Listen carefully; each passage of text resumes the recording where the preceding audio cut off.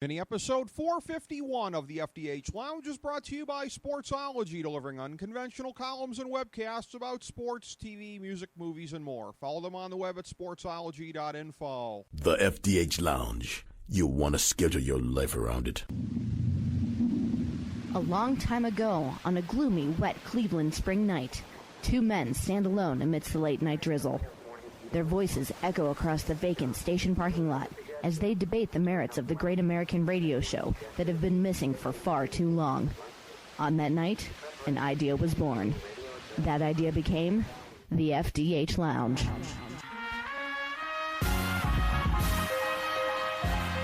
Welcome to the FDH Lounge. Hello and welcome to FDH Lounge mini episode number 451. I'm FDH managing partner Rick Morris, and I'm happy to introduce some outstanding guest clips from our last 100 mini episodes. With the variety that is encompassed here, I'm confident that you will hear exactly why the motto, "Nothing is off topic," has represented the program from day one. We hope that you enjoy hearing from the following guests: Bob Barker, Kenny Albert, Robert Flores, Lex Luger, Ric Bucher, Nikita Koloff, John Basedow, Troy Vincent, Bobbie Brown, and Adam Buckman. It's a privilege to be able to have these conversations with you, and we've done them largely around special events in your life when you've had things going on, such as last week's 90th birthday celebration with the Price is Right return. It was a very, very special moment. I saw all of the footage and some of the behind-the-scenes footage that went up on the internet afterward, and it looked like a great day. Did it really completely live up to your expectations? It was one of the most heartwarming days of my life.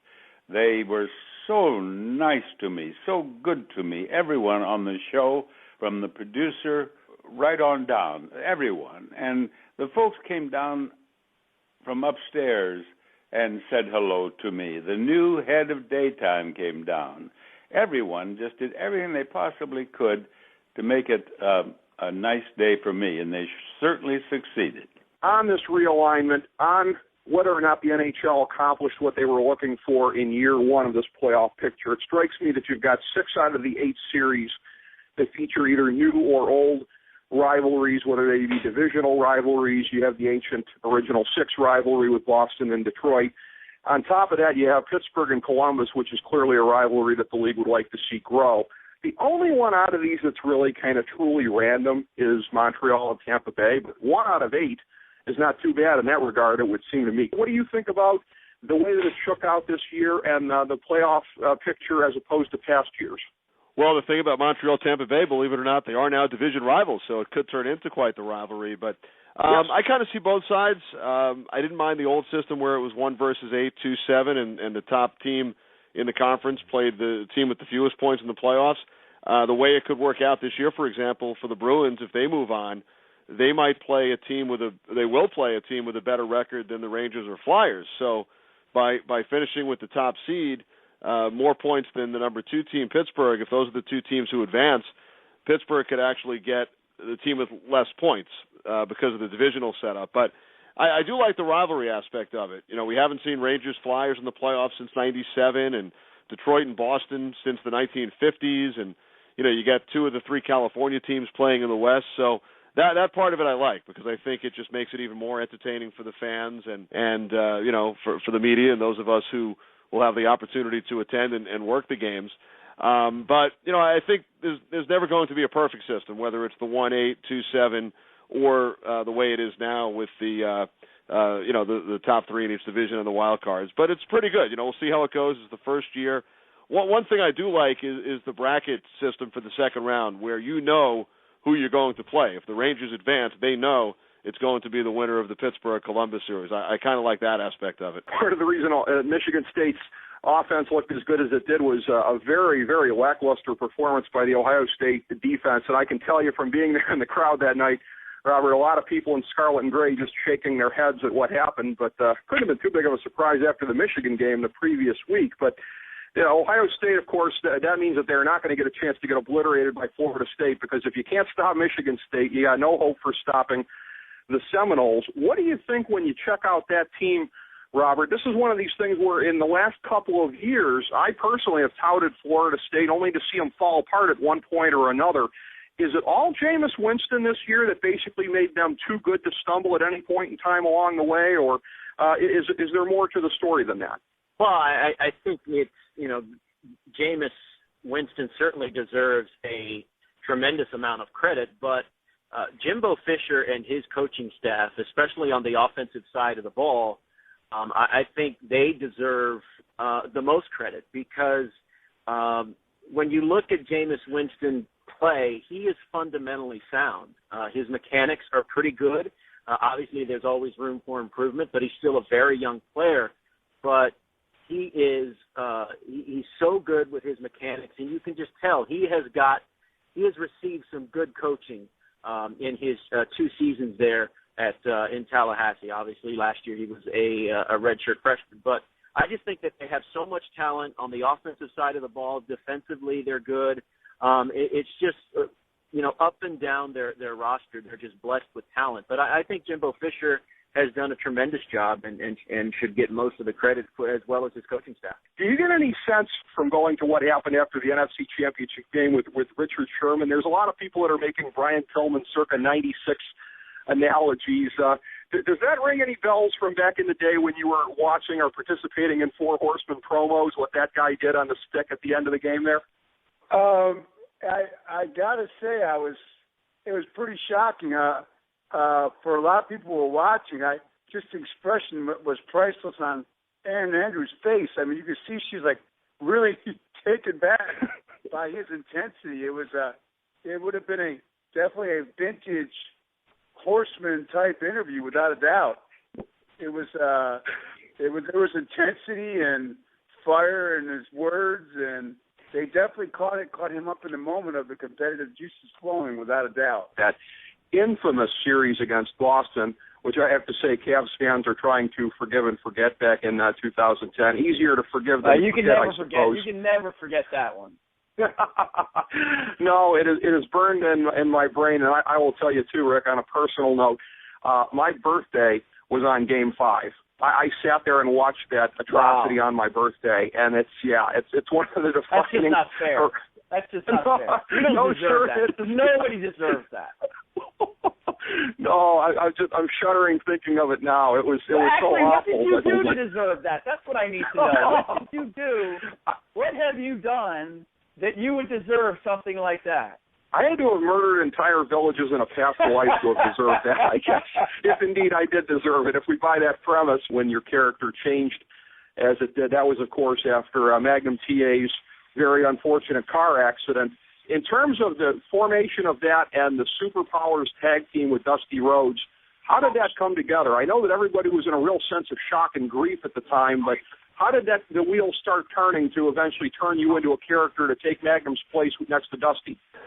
Well, it's an interesting story because up to that point, of course, the Russian guys have always been the heels, always been the bad guys, and I actually came back from a tour in Japan with the Giant Baba over there, and I was actually in Philadelphia the first night I got the news of Magnum's accident. I thought they were kidding me. I was up in the room with Jim Crockett, the promoter, and Dusty Rhodes, and they were sharing with me what had happened, and it took them a while to convince me that they were really weren't just ribbon on the square, but that they were really that they were this was for real and not just trying to pull my leg. And once they convinced me of that, then they went on to say that they had an idea and unfolded the idea, and the idea was for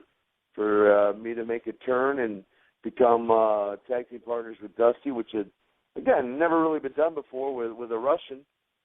And said, take a day or two, think it over, think about it, and if you're open to doing that, then that's what we'll do. And that's kind of how it all unfolded in a dressing room in Philadelphia, Pennsylvania. Once upon a time, we might have thought, well, some people anyways, that it would be equally outlandish to consider Jim Carrey winning the Academy Award for Best Actor as perhaps Matthew McConaughey. Maybe I'm exaggerating slightly. Agree. But no, I agree with you 100%. If the days really? were confused, I agree with you 100%. But it's almost like Cher back in the day. I mean, back in my parents' day and stuff like that. I mean, even when my friends, in school and stuff like that said, oh, Cher's like an icon and everything, I mean, my parents used to say, well, when she started out, they treated her as a joke. I mean, she was considered a joke in the beginning, much like Suzanne Summers on Three's Company was sort of a joke. And then all of a sudden she becomes a multi-billionaire with, a giant multi-brand empire, and Cher becomes an icon. Matthew McConaughey, I think, is honestly doing the same thing. I mean, he started out in, like, stoner films, and nobody would have taken it seriously, much like, I guess, Jake Gyllenhaal started out in Bubble Boy. But there is a change. And that's what I'm talking about even when you say about the Ellen thing. You say, like, well, everybody says, she wasn't honoring it. She changed it a little bit. There's always going to be resistance to change, and then you're going to be praised for change once it's accepted, but it's not going to be immediately accepted and immediately praised by everyone. Same thing with Matthew McConaughey. He went through a career arc. His career has changed. He started out in one thing, and he has grown and grown and grown as an actor, and then he did such a dramatic transformation for Dallas Buyers Club, where he became the role, and he, as he talks about in the after-show interviews, and has also talked about in several magazines, I mean, the funding of the project, he was involved in every aspect of it. This was his baby. He was so committed to knowing about every step, even if other people were handling different steps, but just being involved in everything because that was the passion. And that passion shows through, and that passion wins awards. Well, and that's what's really exceptional about the accomplishment that he had there. I mean, I saw James Lipton on TV this morning on a show trying to kind of make sense of it and walk his way through it a little bit, but in my own mind, I'm looking at it and I'm thinking here that there are so few comparisons out there in American culture to what it is to win Best Actor or Best Actress. So you can't even look at it like a sports MVP for a season because it's much bigger than that. If you're going to look at it anyway, maybe it's like being the heavyweight champion of the world in boxing when that still meant something. But you're basically in the Hall of Fame at this point. If you've won that, you're on a list of the greatest actors and actresses of all time, and nobody can ever take that away from you, unlike a Heisman Trophy or something where it can be subsequently. So he's on that list now. I mean, Cate Blanchett won last night for Best Actress, and I think we all looked at it and was like, yeah, okay, she was going to make that list at some point. And it was just a matter of time. Nobody blinked when she won it, not least of which because her role that she played was so great this time. But it's a numbers game, right? She's going to win it one of these times because she is universally recognized as being that great. McConaughey scratching his way up onto that tier of actors is, as you said, truly phenomenal. It's funny. I mean, not to leave topic a little bit, but it reminds me so much. You ever see these events where, like, you see, like, the predicted people that are supposed to be on top, and then all of a sudden somebody just sneaks through the pack and snatches it and then runs away with it? Back in the Olympics, back in the day, when I was in what the hell? When I was in like grammar school or junior high or something like that, there was I'll never forget this story. There was a figure skater, Sarah Hughes, who won at the Olympics, won gold. She was not expected to win gold. It was between other competitors. I don't remember. I don't know, Surya Bonali or Nancy Kerrigan or Tanya Hart. No, Michelle Kwan. Michelle Kwan, who will always be in history as a great skater. But whenever they say Michelle Kwan's name, they always say never won an Olympics. That's all you hear. Anyway, Sarah Hughes was from America, and she was like the also-ran type of thing who was, competing for us. All of a sudden, she does a couple of phenomenal performances, blows away the competition of what they thought she could do, sneaks up to win the gold, just snatches the gold out of everyone's hand. She becomes a little icon, and then all of a sudden, I never heard her skate again. She didn't become like the dancing turnip in the Ice Capades or anything like that. But it's like that's the way I would be if you in that type of award. If you win that type of award, especially when you win it against all odds, you just stop because you already won the ultimate. You can only go down from there. And I think that's what Matthew McConaughey did with this award. But he just repeated it over all the awards because he did so well in all the other award shows too. But he came out of the blue. The only difference is everybody knew the movie was good. Everybody knew the movie had buzz. So there was already talk about him as being a possible contender for the Oscar. So it's not like he totally snatched it like Sarah did, completely out of the blue with nobody talking about it. But, that movie was a tour de force for him. And I think the main reason that what resonated about it besides his performance was his passion. I think that was what resonated with a lot of the voters in the Academy and in these other award shows. I'm calling this the Harvey Schiller question because when we had Dr. Schiller on the show, in 7 years, out of all the guests that we've had, he's the only person I ever thought to ask this of, and you're the second person because I look at some of the influences that you've had. For him, he'd worked under General Curtis LeMay, Ted Turner, George Steinbrenner, worked with Billy Payne, Eric Bischoff. So he had a lot of figures that were very strong-willed and that really kind of taught him a lot. And I asked him a little bit about that. I'm going to pose the same question to you because just in terms of the more prominent names, Don Shula, Andy Reid, Joe Gibbs, a cup of coffee in the off-season with Jimmy Johnson before he signed with Philadelphia. So, and I'm sure there's, quite a lot of others that have made an impact on you as well. Barry Alvarez, a name that I hadn't thought to put to the list until now. So what are some of the things that you've picked up from these gentlemen, and are there any kind of common traits that you've seen among them? Yes, well, one, you name the obvious. You name the more recognizable faces. But I would say, my grandfather, who was a World War II vet, Jefferson Vincent. My mother, James and Linda Bolley, who were my guardians as I attended Pennsbury High School. Jim Dundella, who was my high school head. I learned more from Jim Dundella than I learned from any coach. The real values of football, who was my high school coach at Pennsbury High School there in Lower Bucks County. But the visible, when you talk about Don Shula, Joe Gibbs, we're talking about Hall of Fame coaches and Hall of Fame leaders. But it's the everyday people that had the most influence on me because that's who I saw every day. And I know what I can be. We talk about this all the time, people know what they can be by what they see, not what they hear. And I had some great people, great individuals, hardworking. I come from a blue-collar family, and I had an opportunity every day watch Grandpa go to work, Grandma go to work, watch Mom go to work. And those were really leaders. And Grandpa always said, it doesn't matter what someone's done to you.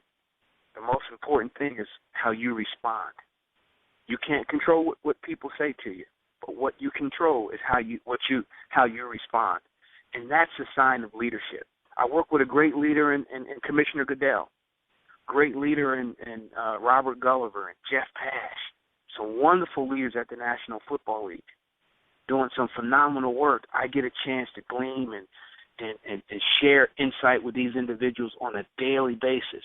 You obviously weren't thinking of what you were going through at the time, at least on a conscious level, as being any kind of a cautionary tale. And right. You as a mother obviously know that that's how it's going to be read at this point in time here. So do you feel that there's a lot that comes out of this constructively for parents to be able to pass on to their kids and say, hey, sex, drugs, and rock and roll lifestyle here, here's some consequences of it. Do you feel like it's serving a purpose in that way? I do. I honestly do. I had a girl write to me from her high school and said that my book was like their theme or their motto to, kind of for women, like what not to do. I guess I could say I'm kind of the poster child for what not to do. Because there's so many girls who think that it's so glamorous and like to come out here and date a rock star and do this and do that. They all had imagined my life was a certain way. They had no idea that it was the way that it was.